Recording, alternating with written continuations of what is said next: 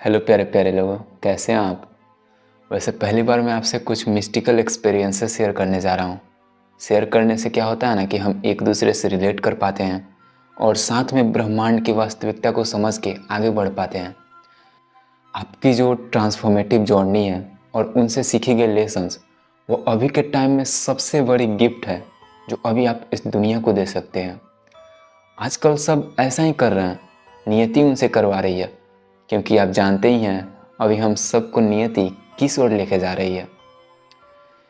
इससे ना बेसिकली सभी लोग यूनाइट हो रहे हैं। उनकी जो विचारधारा है, मानसिकता है, इंटरनल रियलिटी है, वो एक समान हो रही है, जिससे फिर जल्दी दुनिया पे 2.5 किलो के हाथ जितना इम्पैक्ट पड़ता हुआ दिखेगा। आई मीन कि जल्दी दुनिया में ड्रास्टिक शिफ्ट और चेंजेस देखने को मिलेंगे।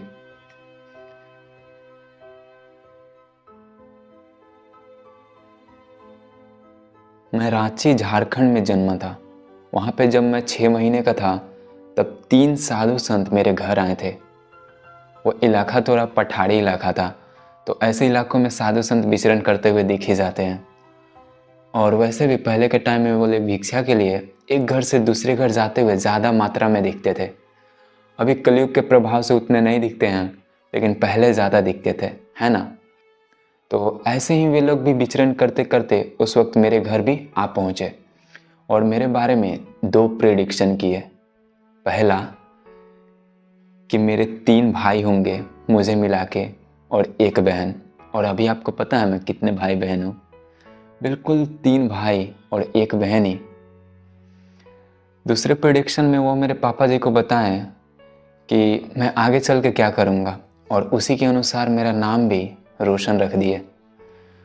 वैसे बेसिकली उनकी अभी ये दूसरी प्रेडिक्शन सच नहीं हुई है, होना अभी बाकी है। लेकिन मुझे लगता है जो मैं आपके सामने अभी अपना पहला फेस कैम वीडियो लेके आया हूँ, इसी यात्रा में वो पूरी हो जाएगी। वैसे एक बात आपको पता है, हमारे नाम का हमारे जीवन में क्या असर होता है? वह मेरा नामकरण किए थे जब मैंने यह जाना था, तो मुझे भी इसका जवाब मिला। एक्चुअली मेरा जन्म अमावस्या के अंधेरी रात में 1 बजे हुआ था। और आपको पता ही है इस वक्त पूरा चांद अंधकार में डूबा रहता है। और क्योंकि वह हमारे माइंड को भी सूचित करता है, तो इससे हमारे जीवन में हमारा जो माइंड है ना, वो अफेक्टेड रहता है थोड़ा बहुत, जितनी कैपेबिलिटी हम रखते हैं उसके हिसाब से। तो वह मेरा नाम रोशन रखे, ताकि जब भी मुझे कोई रोशन कह के पुकारे तो मेरी लाइफ से अमावस्या का इम्पैक्ट थोड़ा कम होए। देखा जाए तो यह भी एक विज्ञान ही है, क्योंकि हमारी जो वाणी होती है, शब्द, वह भी एनर्जी होती है जो अलग अलग फ्रीक्वेंसी पे वाइब्रेट कर रही होती है। और जब वो बाहरी चीज़ों से निकल कर टकराती है तो उस पर अपना प्रभाव डाल देती है। ये साइंटिफिकली प्रूवन भी है ना। तो बेसिकली वो मेरा नाम इसीलिए रखे थे ताकि अमावस्या का इम्पैक्ट थोड़ा कम है। और तो हो सकता है आपके भी नाम का कुछ ऐसा ही मतलब है, वह तो सिर्फ आप ही पता कर सकते हैं। वैसे एक बात यह भी है इस केस में कि वह मेरा नाम मेरे जीवन उद्देश्य को देख के रखे थे। आपको पता है इससे क्या होता है?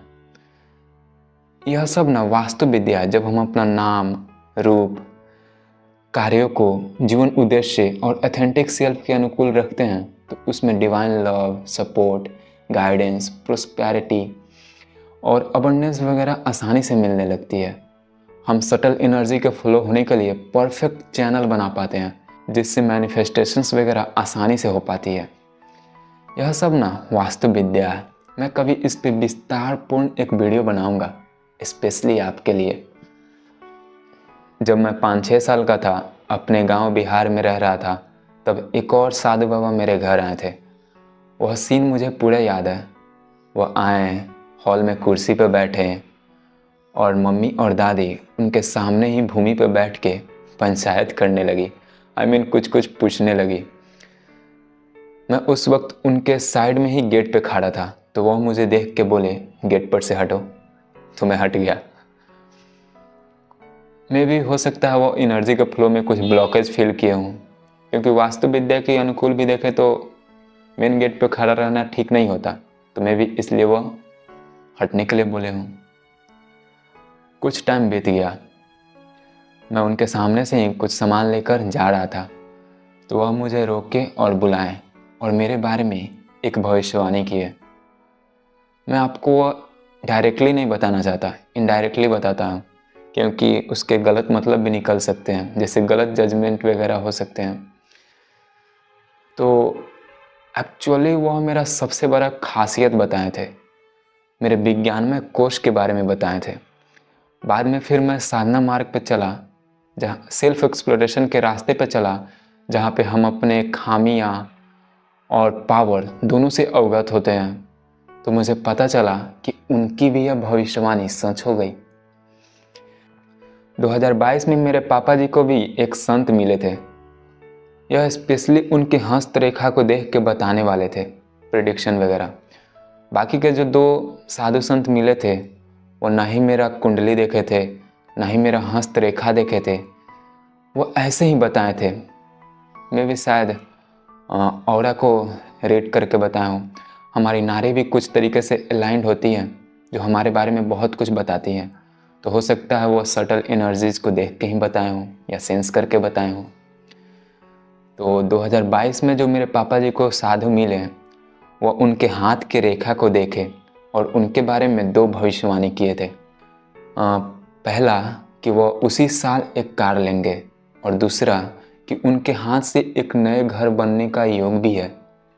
और आपको पता है, पापा जी उसी साल एक कार भी लिए और अभी वो बेचा भी चुका है और अभी हम इस नए घर में रह रहे हैं। पुराने वाले घर में काला जादू भी था और वास्तु दोष वगैरह भी था, तो उसे छोड़ना पड़ा और इस नए घर में शिफ्ट होना पड़ा। तो ऐसे इनकी भी भविष्यवाणी सच हो गई। आजकल रियल साधु संत होते हैं, पर इन सब को लेकर लोग आज भी डिबेट वगैरह करते रहते हैं। तो अब सबसे इम्पोर्टेंट बात पे आते हैं कि मैं आपको यह सब बता क्यों रहा हूँ, इसका वीडियो के शीर्षक से क्या लेना देना। एक्चुअली जो साधु संत मेरे बारे में प्रेडिक्शन किए थे, मेरे जीवन उद्देश्य और मेरे खासियत को बताए थे, वो ना जब भी मुझे याद आती थी लाइफ में तो मेरे अंदर एक बहुत ही तेज से आवाज़ उठती थी। वह था हु एम आई। वह साधु बाबा मेरे बारे में ऐसा कैसे बोले, क्यों बोले, उनको मेरे बारे में क्यों पता है और मुझे क्यों नहीं पता है।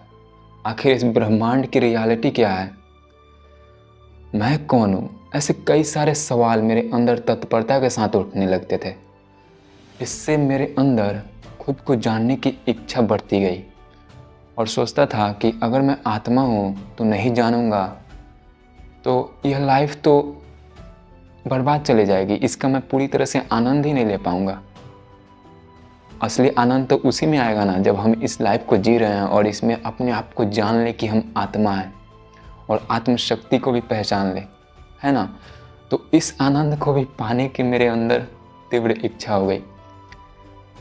तो इन सब की वजह से मुझे खुद को जानने की इच्छा बहुत ही ज़्यादा बढ़ गई।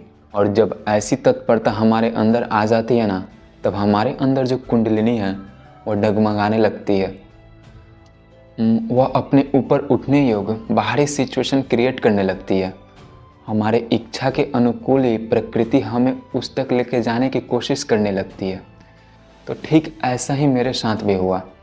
2021 में मैं एक ऐसे इंसान से मिला जिसके वजह से मेरी कुंडलिनी, या दूसरे शब्दों में कहूँ तो शक्तिपात होना शुरू हुआ। उसी दिन मैंने शिव जी का आसमान में दर्शन भी किया था, मैंने इस वीडियो में भी बताया था। तो इस जो प्रोसेस है ना शक्तिपात को, इसी को वेस्टर्न साइड में कुंडलिनी अवेकनिंग कहा जाता है, dark night of the soul period कहा जाता है, ईगो डेथ प्रोसेस कहा जाता है और ईस्टर्न साइड में शक्तिपात कहा जाता है। इस प्रोसेस से जब हम गुजरते हैं तब हमारी जितनी भी लिमिटिंग बिलीव्स है वह सब नष्ट होने लगती है। हमारी जो सोशल प्रोग्रामिंग है, सोशल आइडेंटिटी है, ईगो है, वह सब भी नष्ट होने लगती है। यानी कि जो हमें समाज ने सिखाया होता है कि हम बाकी के पशु के जैसा ही एक पशु हैं जो कुछ ही समय के लिए धरती पे आए हुए हैं और फिर चले जाएंगे, ऐसे बताकर जो हमें यह सिर्फ भोग विलास में ही जीवन जीना सिखा देती है, वह सब नष्ट होने लगती है। फिर हम इस दुनिया के बड़े वास्तविकता का आभास करते हैं। हमारा एक नया जन्म होता है। हम अपने जीवन के असली उद्देश्य को जान गए रहते हैं और फिर एक हम अपना ऑथेंटिक आइडेंटिटी बनाते हैं और उसी के अनुसार जीने लगते हैं। हम काइंड, कंपैशनेट और इनोसेंट स्वभाव के हो जाते हैं। कठोरता भी रखते हैं, लेकिन विनम्रता और केयरनेस के साथ। गुस्सा भी करते हैं, लेकिन काइंडनेस के साथ। तो ऐसे ही हम अपने मैस्कुलिन और फेमिनिन दोनों एनर्जीज को इंटीग्रेटेड तरीके से दर्शाने लगते हैं इस अवेकनिंग पीरियड के बाद। आजकल तो फेमिनिन एनर्जी को सप्रेस कर दिया गया है। जो काइंड, इनोसेंस और कंपैशनेट स्वभाव के होते हैं उन्हें कमज़ोर बोला जाता है, लेकिन असलियत ऐसा नहीं है। असल में हम अपने अंदर मौजूद फेमिनिनिटी को जितना ज़्यादा टच करते हैं और इंटीग्रेशन करते हैं, उतना ही ज़्यादा हमारे अंदर मैस्कुलिनिटी जनरेट होती है। तो ऐसे ही हम अवेकनिंग प्रोसेस के बाद कुछ बन जाते हैं। जितना हमारी कैपेबिलिटी होती है वैसा ही बन जाते हैं। और एक बात आपको पता है, सनातन सभ्यता में इस अवेकनिंग प्रोसेस को ना जनेऊ और शिखा धारण करके दर्शाते हैं। इसे यज्ञोपवीत संस्कार बोलते हैं, जिसे सबको धारण करने को कहा जाता है। यानी कि पशु का आचरण छोड़ के नारायण का आचरण अपनाने को कहा जाता है। सोशल प्रोग्रामिंग को, सोशल आइडेंटिटी और ईगो को नष्ट करके अपने ऑथेंटिक सेल्फ को पहचानने को कहा जाता है। इस पे भी मैं कभी एक विस्तारपूर्ण वीडियो बनाऊंगा स्पेशली आपके लिए। और एक बात आपको पता है, जो कृष्ण जी हमें कहे हुए हैं कि जो व्यक्ति साधना के द्वारा इस जन्म में जितनी ऊंचाइयों तक जाता है, उसे वो अगले जन्म में वहीं से शुरुआत करने का मौका देते हैं। तो यह मौका ना हमें इसी अवेकनिंग प्रोसेस के बाद मिलती है। इस अवेकनिंग प्रोसेस के बाद हमारे अंदर वह सभी पोटेंशियल अनलॉक हो जाती है जो हमने पिछले जन्म में पाया रहता है। जब भी कोई एक योगी, अघोरी, साधु संत वगैरह संसार में किसी उद्देश्य से जन्म लेते हैं, तब वह इसी अवेकनिंग प्रोसेस के थ्रू गुजरते हैं। इसके बाद उनके अंदर वह सारी पोटेंशियल अनलॉक हो जाती है जितना वह पिछले जन्म में साधना वगैरह से पाए रहते हैं। फिर वह उन शक्तियों के मदद से आसानी से अपने जीवन उद्देश्य को अंजाम दे पाते हैं। जैसे कि एग्जाम्पल में अघोरी बिमलानंद, उनके साथ भी ऐसा ही हुआ था। आप इस बुक में उनके बारे में पढ़ सकते हैं। इन सब को ध्यान में रख के एक बार सोचिए, दुनिया कितना ज़्यादा अलौकिक है ना। असल में दुनिया ही पूरा अलौकिक है, मिस्टिकल है, मैजिकल है, लेकिन हम अपनी थोड़ी अवेयरनेस की वजह से नहीं पहचान पाते हैं। कोई बात नहीं, धीरे धीरे होता है, प्रोग्रेस आते रहेगी, पहचानते जाएंगे। इस अवेकनिंग पीरियड के बाद मुझे जो अनुभव हुआ, अब वो मैं आपसे शेयर करता हूँ। पहले मैं एथियस्ट था। शुरुआती में और किसी देवी देवता के प्रति नहीं, बल्कि सिर्फ शिव जी के प्रति आकर्षित हुआ। तो उनको मैंने अपना गुरु माना और फिर उनके प्रति अपना लव, सरेंडर और ट्रस्ट वगैरह विकसित करने लगा। पहले मैं उनका भजन या गाने वगैरह सुनता था तो कुछ खास फर्क नहीं पड़ता था, लेकिन अब जब उनका नाम सुनने लगा, भजन सुनने लगा, तो एक दिल से जो राहत देने वाली कंपन फील होती है ना, प्रेम की अनुभूति, वैसी अनुभूति होने लगी। दिल से करंट उठता हुआ फील होने लगा। फिर मैं इसी अनुभूति को बार बार पाने के लिए अलग अलग प्रकार की एक्टिविटीज़ भी करने लगा। तो ऐसे मैं भक्ति योग के रास्ते पर चल पड़ा। उस दौरान मुझे ब्रह्मांड की रियलिटी को भी जानने का बहुत ज़्यादा इच्छा था, तो मैं रिसर्च भी करता था और यूट्यूब पे वीडियोज़ भी उससे रिलेटेड बना के डाल देता था ताकि दूसरे का भी मदद कर पाऊँ। तो ऐसे मैं कर्म योग और ज्ञान योग के रास्ते पे चल पड़ा। उसी दौरान मैंने नॉन वेजिटेरियन से वेजिटेरियन में शिफ्ट किया था और 90% of the modern food item को भी छोड़ दिया था। तो उस वक्त मेरे अंदर काफ़ी ज़्यादा चेंजेस होने लगी थी। उसके वजह से मेरा हेल्थ भी डाउन हुआ, माइंड पे भी इफ़ेक्ट पड़ा। तो उस वक्त ना मैं इन सब को ठीक करने के लिए योगा और ध्यान वगैरह करने लगा। नहीं करता था तो हेल्थ डाउन हो जाता था, और करता था तो ठीक हो जाता था। तो ऐसे में ये सब भी करने के लिए मजबूर हो गया। तो इस प्रकार मैं राजयोग के मार्ग पे भी चल पड़ा। तो ऐसे मैं चारों योगों को करने लगा। फिर अंदर की रियलिटी और बाहर की रियलिटी काफ़ी ज़्यादा क्योटिक होने लगी, काफ़ी ज़्यादा उसमें ड्रास्टिक चेंजेस वगैरह आने लगे। बाहर जो मैंने पाया था वो तो मैंने खो ही दिया, लेकिन जो मेरा शरीर था और माइंड, वो मेरा होते हुए भी मेरा साथ नहीं दे रहा था। जब भी कोई काम करता था तो हेल्थ डाउन हो जाती थी, और माइंड भी बहुत ज़्यादा ओवर थिंकिंग वगैरह, साइकोलॉजिकल फियर, एंजाइटी, ये सबसे बढ़ गया था। तो इससे कुछ भी ठीक से नहीं हो पा रहा था। तो इस केओस में मैंने स्टिलनेस की अनुभूति की, यानी कि शिव की वास्तविकता मुझे समझ में आई। अब मेरा सिर्फ शिव जी के प्रति ही प्रेम नहीं रहा, बल्कि मैं माँ शक्ति का भी पुजारी बन गया, विष्णु जी का भी भक्त बन गया, क्योंकि शिव ही तो हैं जो सभी जगह पे व्याप्त हैं। तो अगर मैं शिव भक्त हूँ और विष्णु जी से नफरत, घृणा, जलन ये सब करूँ, तो एक लेखा से मैं शिव जी के ही रूप से ही तो ऐसा कर रहा हूँ ना। तो ऐसे मेरा शिव जी के प्रति भक्ति सच्चा कैसे हुआ, है ना। तो इस प्रकार किसी भी चीज़ से अब मेरे अंदर नफरत, घृणा, जलन वगैरह करने का सवाल ही नहीं उठ रहा था। हर एक चीज़ के प्रति, व्यक्तियों, वस्तुओं के प्रति प्रेम और कंपैशंस ये सब फील होने लगा। जैसे कि फॉर एग्जाम्पल चींटी। जब मैं चींटी को देखता था तो मेरी इंद्रियां कहती थी कि वह चींटी है, इंटेलेक्ट कहता था कि वह है तो चींटी ही, लेकिन वह भी एक शिव का ही रूप है। और क्योंकि उस वक्त मैं भक्ति मार्ग को भी फॉलो करता था, जिस वक्त माइंड और हार्ट कोहेरेंस बैठती है, तो यह सोचते ही मेरा माइंड उस चींटी में शिव की अनुभूति करने लगता था। इससे फिर दिल में वह कंपन फील होने लगती थी, आनंद विभोर हो उठता था, रोंगटे भी खड़े होते थे, अश्रु भी आते थे। तो इस तरह से सभी चीज़ों के प्रति प्रेम की अनुभूति होने लगी। 3-4 महीने पहले कुछ ऐसा ही बहुत ही अलौकिक अनुभव हुआ। चांदनी रात थी, शीतल शीतल हवाएं बह रही थी। इस वक्त मन और तन झूम सा उठता है। तो मैं छत पे टहलने को चला गया। वहाँ पे जाकर मैं चांद तारे को देखकर मेरा माइंड जो है ब्रह्मांड की विशालता में खोने लगा।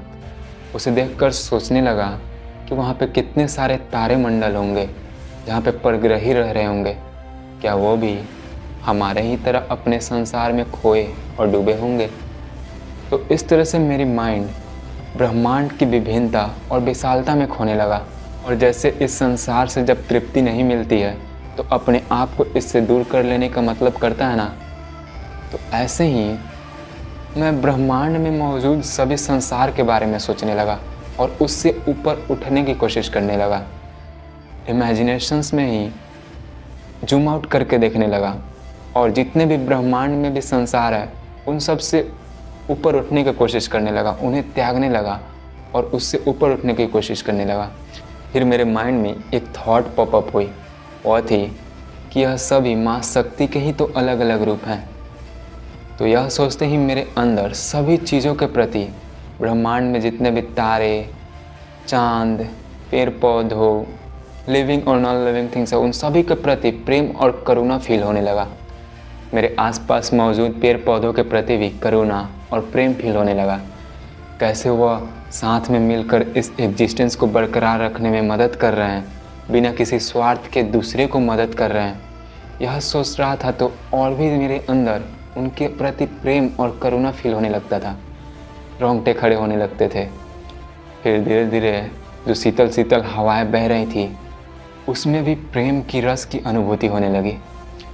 तो फिर धीरे धीरे मेरी जो सेंस ऑफ इंडिविजुअलिटी थी वह ख़त्म होने लगी। जितने भी ब्रह्मांड में तारे, चांद, ग्रह, नक्षत्र ये सब हैं, और जितने भी लिविंग और नॉन लिविंग थिंग्स हैं, उन सब के बारे में यह सोचने लगा कि मैं उनसे अलग नहीं हूँ, बल्कि यह सब मेरे ही दूसरे वर्जन हैं। तो इसके बाद मैं अपने आप को उनसे जोड़ के देखने लगा, सोचने लगा कि अगर मैं चांद होता तो ब्रह्मांड को कैसे देखता, कैसे सेंस करता, पैर होता तो कैसे ऑब्जर्व करता है और परसीव करता। इस तरह से अपने अवेयरनेस को शिफ्ट करके उनके परसेप्शंस को अनुभव करने की कोशिश करने लगा। तो इससे ना मेरी सेंस ऑफ इंडिविजुअलिटी ख़त्म होने लगी। मैं उनसे अपने आप को और ज़्यादा कनेक्टेड फील करने लगा। फिर मेरे अंदर धीरे धीरे और भी ज़्यादा प्रेम की अनुभूति बढ़ने लगी। फिर मैंने सोचा कि यह ब्रह्मांड का समग्र रूप कैसा होगा, और वह होगा तो कैसे इस ब्रह्मांड को ऑब्जर्व कर रहा होगा, सेंस कर रहा होगा। ऐसे करते गया तो मुझे एक बहुत ही अलौकिक कुछ पल के लिए फील हुआ। उस फीलिंग को मैं बता नहीं सकता हूँ ठीक से। उस वक्त पूरा तन और जो मन है पूरा खुशी से झूम हो उठा था। वाइब्रेशंस बहुत ज़्यादा हाई हो गई थी। तो उस वक्त ऐसी अनुभूति हुई, आप समझ ही सकते हैं कि उस फीलिंग को हम ठीक से बता नहीं सकते हैं, है ना। तो उस वक्त मुझे ये पता नहीं था, लेकिन अभी पता चला कि ऐसे ही हम समाधि में भी जाते हैं। प्रेम के सहारे ही समाधि में जाते हैं, जहाँ पे अपार प्रेम की अनुभूति होती है। प्रेम ही वह चाबी है जिससे समाधि की अनुभूति होती है, यानी कि परमानंद की अनुभूति होती है। क्योंकि प्रेम ही वह चीज़ है जिससे दो अलग अलग लग रही चीज़ें एक होती है। उनमें जो तेरा मेरा वाला भाव है, सेंस ऑफ इंडिविजुअलिटी है, सेपरेशंस है, वह ख़त्म होने लगती है। ये प्रेम ही ख़त्म करता है। फिर इसके वजह से डुअलिटी की जो भाव है वो उसका अंत होने लगता है, और फिर हम नॉन डुअलिटी की अनुभव करते हैं। हमें नॉन डुअलिटी की अनुभूति होती है। इस तरह से हम वननेस की अनुभूति करने लगते हैं। ये सब शेयर कर रहा हूँ तो मेरा मतलब ये नहीं है कि मैं चांद के पार चला गया हूँ, यानी कि माइंड के बियॉन्ड चला गया हूँ और इन सब में मास्टरी हासिल कर लिया हूँ। ऐसा नहीं है। परफेक्ट तो कोई भी नहीं होता ना, मेरी भी अपनी प्रॉब्लम है। अभी भी मैं इन सब को दोबारा पाने की कोशिश कर रहा हूँ और इसमें और भी ज़्यादा बेहतर बनने की कोशिश कर रहा हूँ। तो अब आते हैं दूसरे नंबर पे। आपको पता है कुछ ऐसी गुप्त विद्याएं हैं जिसके ज़रिए आप इस संसार को अपना परम मित्र बना सकते हैं। उसके बाद ना यह संसार जो है वो गेम सा लगने लगता है, और जितने भी प्लैनेट्स वह पार्ट ऑफ द सिस्टम लगने लगते हैं जो इसे अलग अलग तरीके से चलाते हैं। 10 महाविद्याओं में जो माताएं हैं वह कोई एलियन नहीं है जो अलग प्लैनेट्स पे रह रहे हैं। वह इस ब्रह्मांड के ही मैकेनिज़्म है जो इसे अलग अलग तरीके से चलाते हैं। अगर हम इन सब के पीछे के रहस्य को समझ जाएं, इन सब को समझ लेना, तो ब्रह्मांड हमारा परम मित्र बन जाता है, दोस्त बन जाता है, या कहें तो माता पिता के रूप में हम इसे देखने लगते हैं। फिर हमें समझ में आता है कि हम कभी अकेले थे ही नहीं। हमें अपार सपोर्ट, लव और गाइडेंस की अनुभूति होने लगती है। इन सब के प्रभाव में हम सोचने लगते हैं कि ऐसा कोई भी काम नहीं जो मैं नहीं कर सकता हूँ। हम बहुत ही ज़्यादा साहस और विश्वास से भर जाते हैं कि ऐसा कोई भी काम नहीं जो हम नहीं कर सके, और इस संसार का ऐसा कोई भंवर भी नहीं जो मुझे फंसा के नीचे गिरा दे। तो यह सब समझने के बाद कुछ इस प्रकार की अनुभूति होने लगती है। फॉर एग्ज़ाम्पल, मैंने अभी कुछ हफ्ते पहले यह अनुभव किया था कि उस वक्त क्या था ना कि मेरा हेल्थ फिर से डाउन हो गया था। 1-2 महीने पहले मैंने काफ़ी अच्छे से माइंड, बॉडी और एनर्जी इंटीग्रेशन किया था, जिसकी वजह से हेल्थ काफ़ी ज़्यादा अच्छा हुआ था। वैसा कभी भी नहीं हुआ था पहले मेरा, लेकिन उस वक्त काफ़ी अच्छा हुआ था। और अभी फिर से मैं डाउन हो गया था मेरा हेल्थ, और अभी मैं कितना भी कोशिश कर रहा था तो हो ही नहीं रहा था ठीक। कई बार कोशिश किया तो ठीक हो ही नहीं रहा था, समझ में भी नहीं आ रहा था कि कहाँ पे गलती है। तो इससे मेरा माइंड काफ़ी ज़्यादा उदास होने लगा, फ्रस्ट्रेट भी होने लगा। समझ में नहीं आता है तो ऐसा ही होता है ना। तो फिर मैंने अंदर ही अंदर शिव जी से मदद की पुकार लगाई। मैंने उनसे पूछा कि भगवान, आखिर क्या प्रॉब्लम है जो मैं नहीं कर पा रहा हूँ, और पहले कैसे हो गया। तो फिर मुझे अगले ही दिन यह पोस्ट देखने को मिली जिसमें लिखा था कि चीज़ें अब पहले जैसी काम इसलिए नहीं कर रही है क्योंकि तुम उसे मैटेरियलिस्टिक लेंस के ज़रिए देख रहे हो। उसे एनर्जेटिक लेंस के ज़रिए देखो, फिर सब काम करने लगेगा।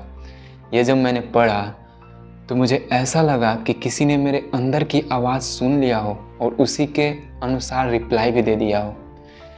यह देख के मैं और भी ज़्यादा आनंद विभोर हो गया।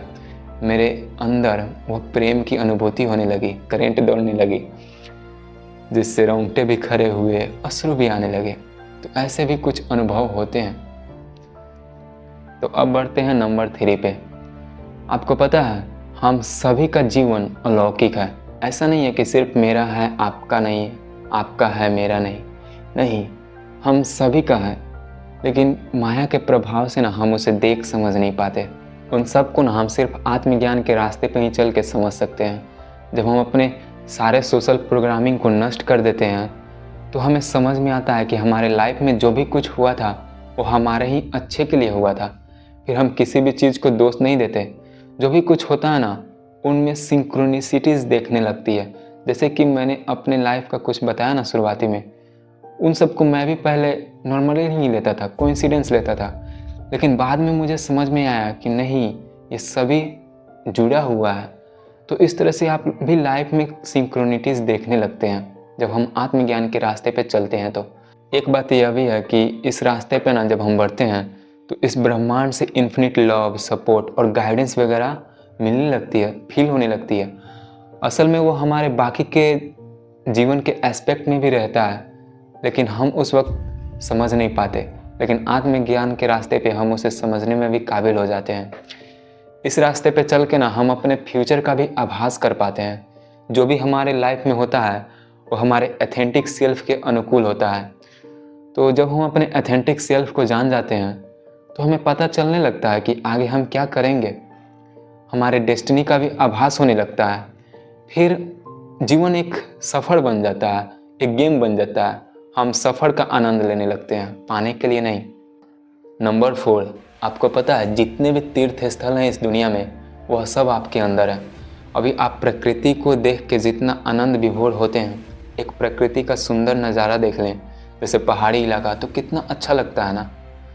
वह देख के जो फीलिंग होता है ना, वह सब भी आपके अंदर ही है। वो जो स्वाद फील होता है वो आपके अंदर ही है। जितने भी तरह के अलौकिक दुनिया है, स्वर्ग है, वह सब भी आपके अंदर ही है। इसलिए जब आप अपने अंदर मौजूद उन पवित्रता को रियलाइज़ कर लेते हैं, तब हर एक छोटी सी चीज़ में भी बड़ी सी आनंद मिलने लगती है।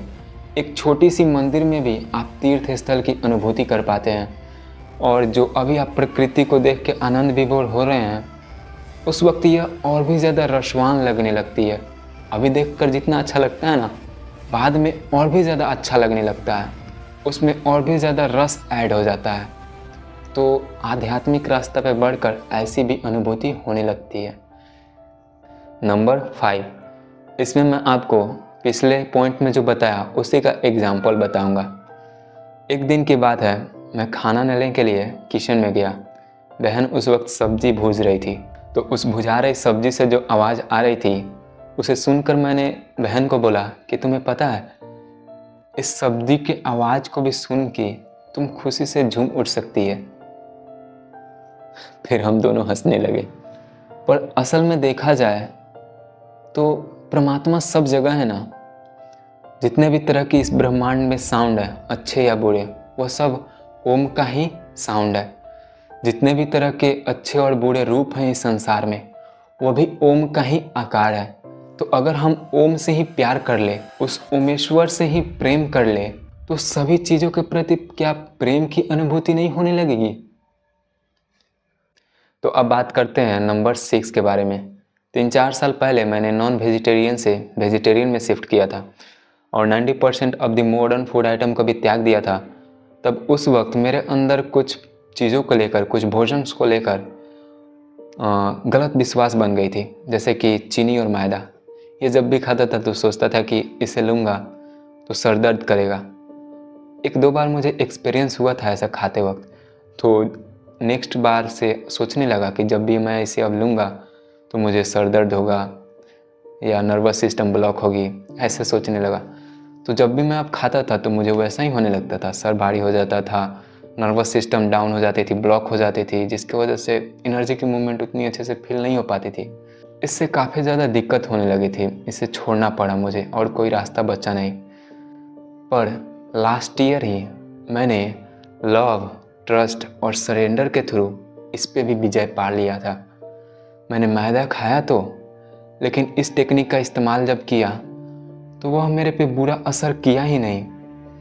मैदा में भी मैंने प्रेम की अनुभूति करने लगा, उसमें ईश्वर को देखने लगा, जिससे वह मेरे अंदर गलत रिएक्शंस ही नहीं किया, गलत प्रभाव ही नहीं डाला। तो इस वक्त मुझे समझ में आया कि कैसे जो नीम करोली बाबा जी थे वो हाई डोज में LSD लिए थे, तो उनको कैसे वो प्रभावित नहीं किया। असल में हम लव, ट्रस्ट और सरेंडर से सब चीज़ को जीत सकते हैं। ऐसे इवन शैतान को भी जीत सकते हैं और भगवान को भी। भगवान को तो ऑफ कोर्स जीत ही सकते हैं। यह शक्ति काफ़ी ज़्यादा अलौकिक है। प्रेम में ही सारी शक्ति का समावेश भी हो जाता है। तो आत्मज्ञान के रास्ते पे चलकर ऐसे हम अपने शरीर के अंदर भी कई सारे चमत्कार करने लगते हैं। एक योगी के लिए तो उसका शरीर ही लैब बन जाता है और उसका माइंड उस लैब के कई सारे इक्विपमेंट्स बन जाते हैं। फिर वहाँ पे कई सारे एक्सपेरिमेंट्स वगैरह चलते रहते हैं और लर्निंग और ग्रोइंग भी। तो ऐसे कई सारे अनुभूतियाँ होते हैं आत्मज्ञान के रास्ते पे, जैसे कि सांसों के रहस्यों के बारे में पता चलता है। यह सबसे ज़्यादा गूढ़ विद्याएँ हैं। इसमें ना जितने भी वेद, पुराण, शास्त्र हैं उसमें सभी का समावेश है। स्वर विज्ञान में इसमें सभी का समावेश है। इसे जब जान जाते हैं तो समझ लीजिए ब्रह्म ज्ञान मिल गया, जिससे ये दुनिया अलौकिक तो क्या, मैजिकल या कुछ भी कर सकते हैं इस दुनिया में। एक लेखा से देखा जाए तो उसे पाने के बाद सांस से इवन आप दूसरे लोगों को कंट्रोल भी कर सकते हैं, उनसे अपना बात भी मनवा सकते हैं। इवन प्रेगनेंसी में एक बच्चा जन्म लेगा या एक लड़की जन्म लेगी या लड़का जन्म लेगा, ये भी जान सकते हैं। तो ऐसे भी अनुभूति होने लगती है। सांसों के द्वारा आप अपने माइंड, बॉडी और एनर्जी की इंटीग्रेशंस भी अच्छे से कर पाते हैं। इससे हेल्थ भी काफ़ी ज़्यादा अच्छा होने लगता है। मैंने लास्ट ईयर जो दिसंबर नवंबर में है ना किया था, काफ़ी अच्छे से कर पा रहा था, लेकिन उतनी परफेक्शंस मुझे अभी हासिल नहीं हुई है। कोशिश थोड़ा बहुत किया था, काफ़ी अच्छे से कर पा रहा था, लेकिन अभी डाउन हो गया है। अभी भी मैं भी लर्न और ग्रो ही कर रहा हूँ। तो ऐसे ना आत्मज्ञान के रास्ते पे हमें निरोगता की शक्ति हासिल हो जाती है, यानी कि आप कभी भी बीमार पड़ ही नहीं सकते हैं। और अगर कोई बीमारी भी होती है तो आपके लिए ठीक करना कोई बड़ी बात नहीं रहेगी।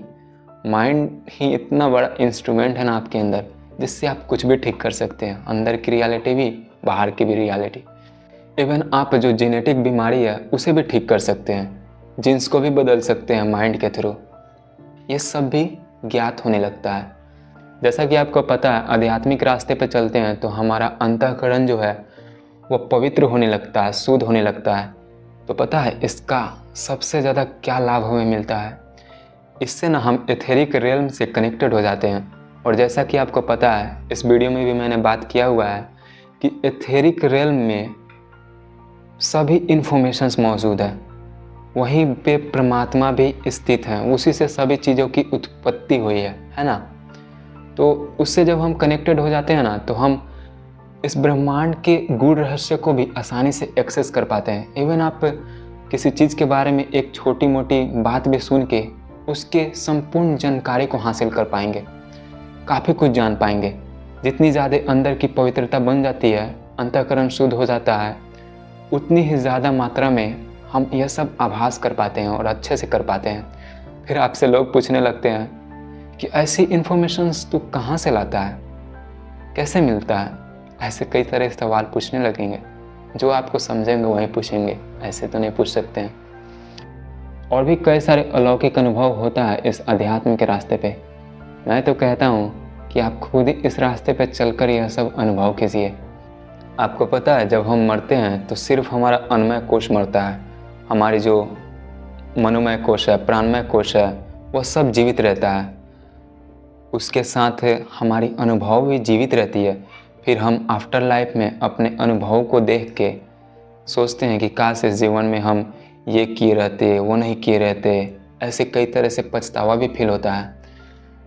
हजारों सालों तक कितने लोग प्रेत योनि में भटकते रहते हैं और तड़पते भी रहते हैं ताकि वो अपनी खोई हुई मौका को दोबारा पा सके और उसे अच्छे से कर पाएँ, ठीक कर पाएँ। तो जस्ट इमेजिन, इस सिचुएशन को आप इमेजिन करके देखिए कि आफ्टर लाइफ में आप अपने लाइफ में हुई सभी गतिविधियों को देख पा रहे हैं और सोच पा रहे हैं। क्या आप ऐसा अनुभव चाहते हैं? ऑफ कोर्स हम ऐसा नहीं चाहेंगे ना। कोई भी नहीं चाहता कि हमें पछतावा ना हो, नहीं चाहते हैं हम ऐसा। तो इसीलिए आत्मज्ञान के रास्ते पे चलना, खुद को जानना, सेल्फ एक्सप्लोरेशन के रास्ते पे चलना, वो भी पूरा दृढ़ता के साथ, तत्परता के साथ, यह सब बहुत ही ज़्यादा ज़रूरी है। और वैसे भी हम सब के जीवन में कुछ ना कुछ अलौकिक है, तो उसे पाने से हम वंचित क्यों रहें?